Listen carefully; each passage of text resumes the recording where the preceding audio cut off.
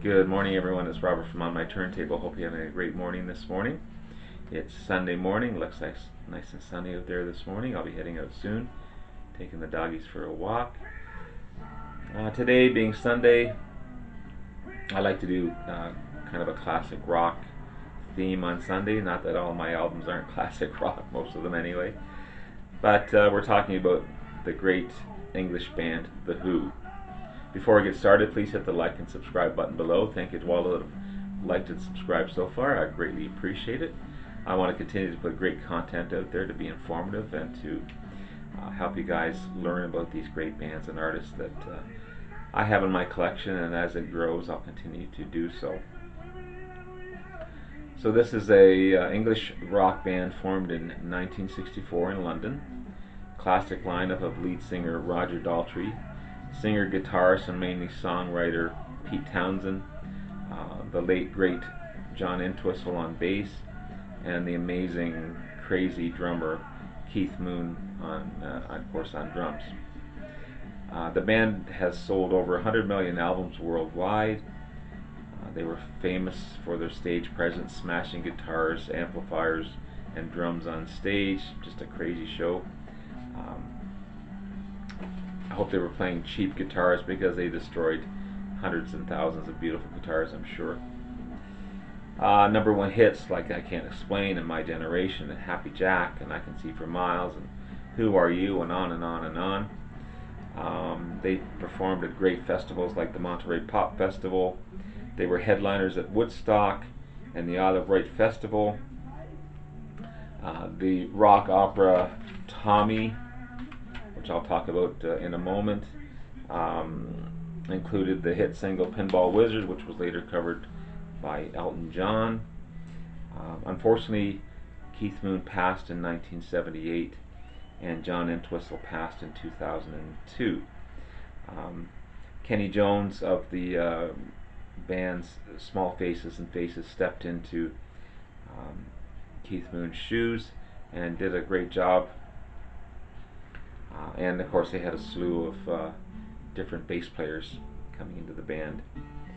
Their newest album, Endless Wire, which again I'll talk about shortly, it came out in 2006, and it features mainly Pete Townshend and Roger Daltrey, and a number of guest players on the album. So speaking of this album, and I'm just getting familiar with it, I've only heard it a few times, but it's a beautiful album. It's so far quite different than the rest of their albums. Not as bombastic, not as in your face, but beautifully orchestrated and beautifully played by Pete Townshend. They share vocals on a lot of these songs, and a great album. It was their first studio album in 24 years. It's also their 11th studio album. It was their first album since the death of John Entwistle in 2006. It debuted at number 7 on the Billboard charts and number 9 in the UK.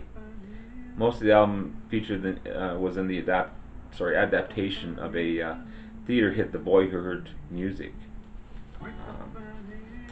and just a great album.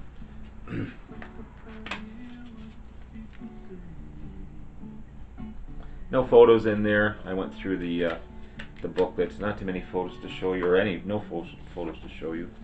But I'll continue to listen to it, and just like anything, the more you listen to something, you're either gonna love it or you're just not going to get it. But so far, this one's been a get for sure.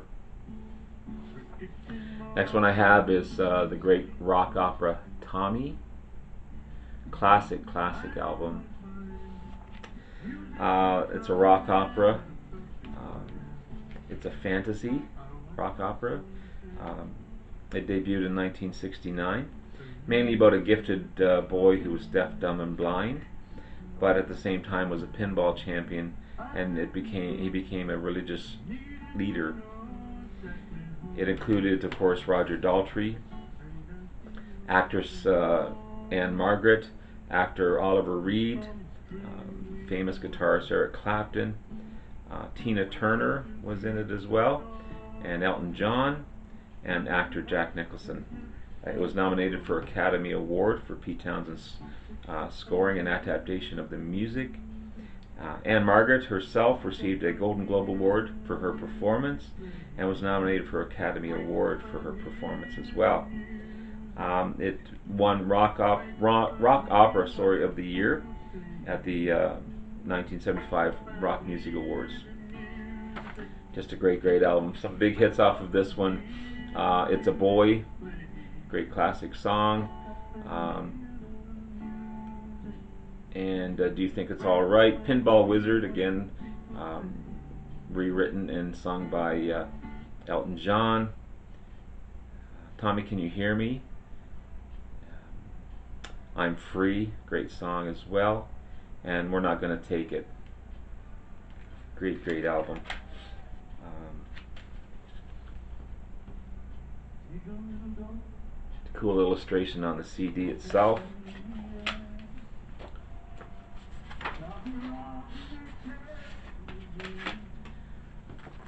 Cool illustration again. Sorry for the glare.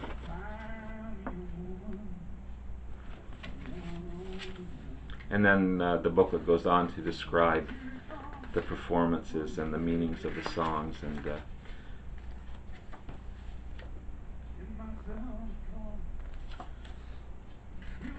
definitely a listen. Definitely something I don't think you can just skip through. You pretty much have to listen to it from start to finish to appreciate it. And there's more graphics there.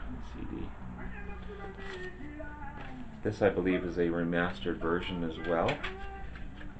But great album.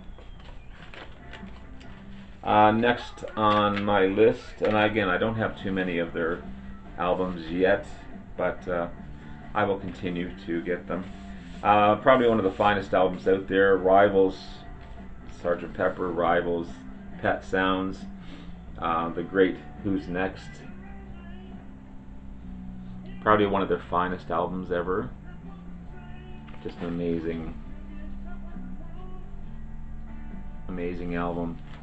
Features Baba O'Reilly, Bargain, Love Ain't For Taken, My Wife, Song Is Over, Getting in Tune, great song, Going Mobile, and again another great song, Behind Blue Eyes, Won't Get Fooled Again. Just 1, 2, 3, 4, 5, 9 hard-hitting, wonderful songs. It was their 5th studio album, considered one of the finest albums by critics. It shot straight to number 2 in the UK charts and number 4 in the US charts. Everyone was at the top of their game, and it's an album that everyone should have in their collection. Who's Next? Awesome album. And finally on the list, it's a compilation album, but one of my favorites. It features some songs that weren't necessarily on any albums, but it's Meaty, Beady, Big and Bouncy. So it shows what I assume are them as young dudes, and then of course them as... So we got Roger Daltrey and John Entwistle down there, Keith Moon, and Pete Townsend down here. Picture of the street that I'm sure they grew up in. This one features I Can't Explain, Kids Are Alright, Happy Jack, I Can See for Miles, Pictures of Lily, My Generation, The Seeker, Anyway, Anyhow, Anywhere, Pinball Wizard, Legal Matter, Boris the Spider, Creepy Boris the Spider, The Magic Bus, Substitute, and I'm a Boy. Just chock full of hits. So between these two, if you were to get a collection or just starting into the Who, I'd recommend these two right off the bat. This one being their heavy hard hitters, this one being some of their early classics, and you'd have a pretty good start with the Who for sure. Anyway, that's my show on the great band The Who. They're right up there with my top favorite bands, and I'll continue to get more in my collection as it grows. So thank you so much for your time. I greatly appreciate it. Have a wonderful day, and we'll talk to you again soon. Bye bye now.